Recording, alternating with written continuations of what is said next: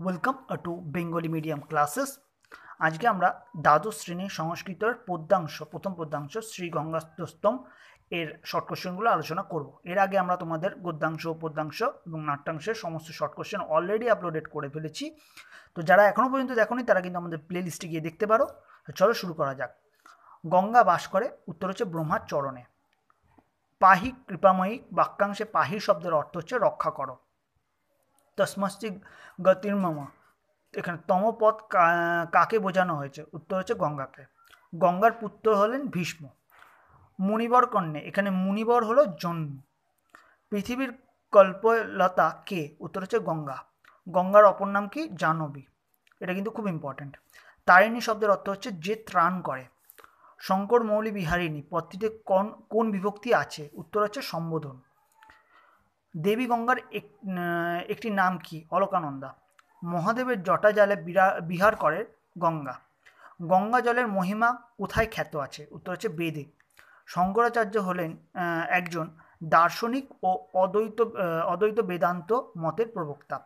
গঙ্গায় স্নান করলে কি হয়? উত্তর হচ্ছে পুনর্জন্ম রহিত হয়। দুঃখ কাতর মানুষদের কাছে গঙ্গা উত্তর হচ্ছে খণ্ডিত। মহিমাপদটিতে কোন লিঙ্গের? মহিমাপদটি কোন লিঙ্গের? উত্তর হচ্ছে স্ত্রীলিঙ্গের। নিগম শব্দের অর্থ হচ্ছে বেদাতি শাস্ত্র। গঙ্গার উৎপত্তি কোথায়? উত্তর হচ্ছে গোমুখ।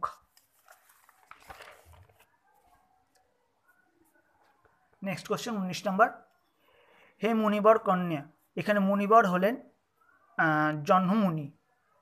গঙ্গাত্রস্তম কোন মধুর ছন্দে লেখা? উত্তর হচ্ছে পর্যটিকা। কলয় শব্দের অর্থ হচ্ছে অনেক। গঙ্গার তরঙ্গ কেমন? উত্তর হচ্ছে চঞ্চল। গঙ্গাবাচক অন্য দুটি শব্দ লেখো। এক হচ্ছে ভাগীরথী, 2 নম্বর হচ্ছে জাহ্নবী। গঙ্গার জল পানে কি ফল হয়? উত্তর হচ্ছে পরম সিদ্ধি লাভ হয়। কে নিজেকে অজ্ঞান বলে বর্ণনা করেছেন? উত্তর হচ্ছে দার্শনিক কবি শঙ্করাচার্য নিজেকে অজ্ঞান বলে দাবি করেছেন। গঙ্গা কোন দেবতার চরণ স্পর্শ থেকে নির্গত হয়েছে? উত্তর হচ্ছে বিষ্ণু। হর শব্দের অর্থ কি? শিব। ত্রিভুবন কি? স্বর্গ, মর্ত, পাতাল। গঙ্গা কাদের উদ্ধার করে? পতিতদের। কলুষ শব্দের অর্থ কি? পাপ। তো এই 30টা কোশ্চেন তোমার কবিতা থেকে পেয়ে গেলে। তো এইগুলো নোটস করে পড়তে থাকো। আর এখনও যারা চ্যানেলটিকে সাবস্ক্রাইব করোনি তারা কিন্তু অবশ্যই চ্যানেলটিকে সাবস্ক্রাইব করে রাখো, ভিডিওটাকে লাইক করো আর নিজের বন্ধুবান্ধবদের কিন্তু শেয়ার করতে ভুলো না। ধন্যবাদ, ভালো থেকো।